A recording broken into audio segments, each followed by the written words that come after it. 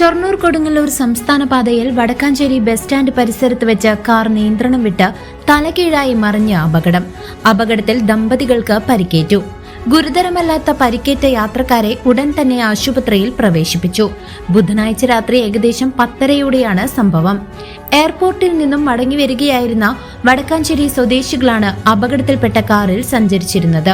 തൃശൂർ ഭാഗത്തു നിന്നും വടക്കാഞ്ചേരിയിലേക്ക് വരികയായിരുന്ന കാർ നിയന്ത്രണം വിട്ട് റോഡിന്റെ ഒരു വശം ഇടിച്ചു കയറിയ ശേഷം തലകീഴായി മറിയുകയായിരുന്നു. അപകടത്തെ തുടർന്ന് റോഡിൽ മറിഞ്ഞ വാഹനം ക്രെയിൻ എത്തിച്ചാണ് മാറ്റിയത്. വടക്കാഞ്ചേരി പോലീസ് സ്ഥലത്തെത്തി തുടർ നടപടികൾ സ്വീകരിച്ചു. News desk CCV.